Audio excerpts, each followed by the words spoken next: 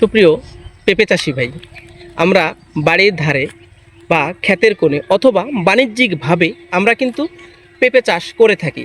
চাষটা করার আগে কিছু জরুরি ভিত্তিতে কিছু কাজ করার থাকে, যেটা আমরা অনেকেই করি, অনেকেই আবার করি না।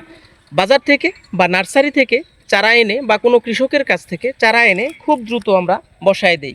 আসলে তার আগে আমাদের কিছু কাজ করণীয় থাকে, যেটা যদি করতে পারি সঠিক ফলনটা আপনি পেতে পারি। এর জন্য দেখেন, উনি প্রথমে কি করছে, চারাটা কিন্তু সুন্দরভাবে এখানে বীজ বপন করছে। এখানে মাটি থেকে উঠায় নিয়ে উনি আবার যে রোপণ করবে, দেখেন এই পাশেরগুলো পানি দিয়েছে, এটা আজকে সবে মাত্র রোপণ করছে। এই যে দেখেন মাদা তৈরি করছে, এইখানে উনি সার, জৈব এবং রাসায়নিক সারের ব্যবহারটাকে নিশ্চিত করছে। এরপরে প্রায় এক সপ্তাহ পরে মাটিটাকে উলট পালট করে দিয়ে এরপরে উনি চারা বসাইছে। এবং যদি দেখাই, উনি এই যে পানি নিয়ে আজকে এটা রোপণ করছে, উনি এখন গোড়ায় গোড়ায় পানি দিয়ে দিচ্ছে।